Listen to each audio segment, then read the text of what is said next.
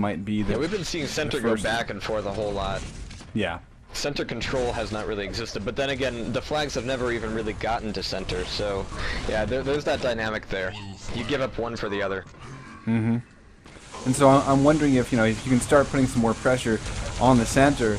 The team that's able to, basically right now, the key thing is holding down the center, not so much to stop a flag run or even assist a flag grab, but more to just allow the offense in to grab this flag where they're not basically starting their runs with about 30 health. Here's TWC hitting a med kit with 6 health, now down to 17. He'll be pulled down yet again. So, I really think that he who grabs mid control for even just a minute will be enough to potentially swing this game into high gear.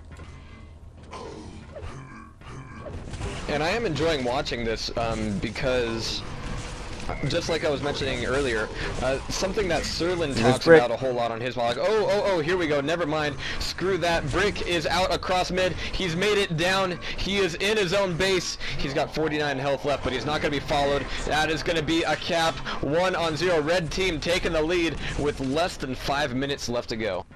And, a very interesting strategy here because Brick has been basically the guy on D. But essentially what they did is they said, okay, obviously our offense can't get in there because they just don't have the stack to get through center with any meaningful health or armor by the time they get to the flag. Let's take a second and have our main base D guy go for a little bit of a flag grab. And you can see, that health and armor stack gives him a bit of survivability. He gets through, grabs the flag successfully, barely though, makes the jump out through the top, and he was able to get the cap done. So 4 minutes left now. The onus is on the blue team. We have a flag grabbed and dropped. ID in center.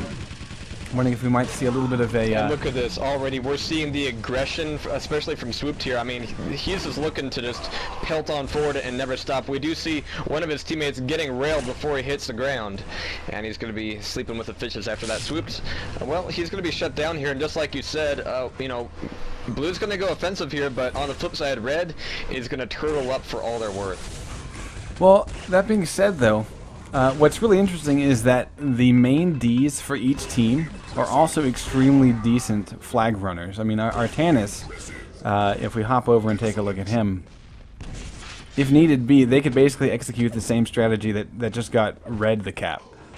And I'm wondering if maybe they need to. They would need to make that choice in probably the next minute or so, because if they wait too long, you get kind of... right now you got a couple shots at it, but if you wait too long, you get one shot.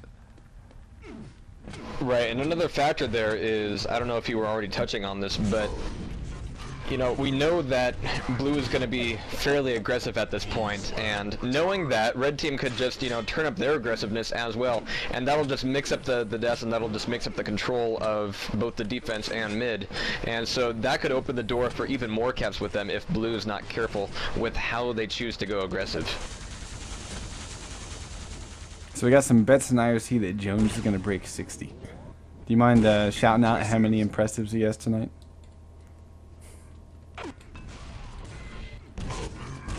Only if I don't have to get on my knees for him at QuakeCon. But right now he's at, that's Jones, damn it.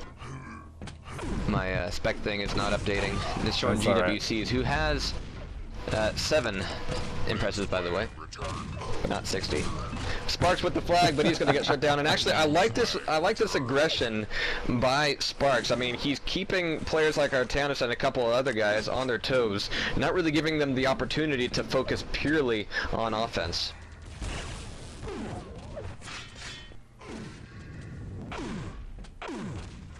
Artanis just let one past him. Does hit a nice rail. It's going to be Sparks getting railed twice. Artanis, very steady hand as he pulls off the pair of rail shots needed to keep his flag safe. But at this point, with a minute and a half, you're really looking at kind of a Hail Mary at this point. Artanis has come out and is covering mid. So this is kind of a full court press with Artanis mid and everyone else hopefully going O. Artanis is now weak, so this is actually... He's got to be really careful here. If he gets railed or shut down, this is an opportunity. Sparks probably won't get too far with 57 health. But that being said, This is GWC trying to take advantage of the fact that Artanis has been extremely offensive. And now look at that beautiful rocket in order to pull down Blue's flag carrier. Down goes Red's as well. But that being said, 1 minute left to go. Red team up by 1 cap, and this may be it because Brick has done a phenomenal job keeping the flag home, but also showing us that he can put on his running shoes. Oh, that was gorgeous. Brick again making it happen inside the base, and at this point, you know, having 3 guys in the base with 30 seconds left to go, that just leaves way too much time. You guys capping? That just leaves way too much time to make anything happen, especially with this pressure that from Sparks is just not letting up. I mean, at no point was Brick ever in a position where he could go, oh, they're just going defensive, I can go aggressive now. I mean, Brick has had to stick in that role the whole time. Yeah, and by the way, Jones is at 53 impressives. Yeah. So, not quite.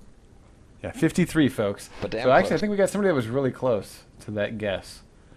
53 impressives. Yeah. Sayakun said, I bet on 56. So he wins the imaginary railgun impressive pool for the night. Here, have a cookie. It was pretty good, actually. Only off by Enjoy like 3. it. It will Not be your bad. last. All right, so we are seeing Nice. the players are getting picked immediately. It looks like we've got Fuck Let's Play as Mr. Green and ID for Blue so far, and Equality Sanity and Blight Gaming's Sparks on the red team. And all of that talk in IRC about pizza has caused Rotten Rose to go and order a pizza. So Nice. thank you, IRC. Thank you.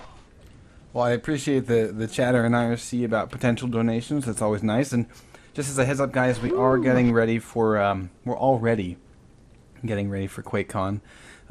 We have most of our staff planning to go. Should be really cool stuff. But in addition to that, in addition to just going, hang on a second, I gotta get up on a soapbox here.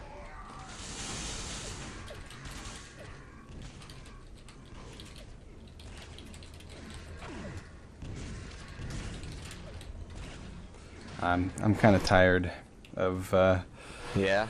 this whole bullshit that these players like to toss back and forth. What? What bullshit? Well, it's like basically, you know, the same dislike that I have for the overuse and sort of nonchalant use of the word rape. Same thing with the use of the word fag or faggot. You know, it's like there's no use. I mean, call someone an asshole, call them stupid, you know, call them whatever, but you don't have to put I think I'm completely heterosexism into it. jaded to me. I think that's completely jaded to me now. I mean, I don't even notice it. Just kind of comes with the territory. Right, but I would just rather change the territory. It's like sequin vest at an Amway convention. You know, eventually you just don't even see the sequins. Oh, I pulled that one out of my childhood. Yeah, I was crying in a the corner for a little while now. curious where that came from. All right, that's a pretty scary place. So let's focus back on QuakeCon. Okay, so we have a couple things. Yeah, we are already planning for QuakeCon. We actually are doing a lot of work every single week in preparation for what we're hoping to do. If anyone loved what they saw last year, it'll be we're not gonna mess with any of that because that was awesome. Because I mean, we all love DJ Wheat. Who doesn't love DJ Wheat, right? Who doesn't love Live on 3? Who doesn't love Slasher's hair? His video card. But we have this hope to kind of add to the QuakeCon coverage, and so we've been working on it really diligently for several weeks. I would actually say months now, but we really started to kick into high gear with some of our ideas. You know, none of this is official. You know, we still need to go through this whole approval process, but we have this we have some plans, and they're pretty big.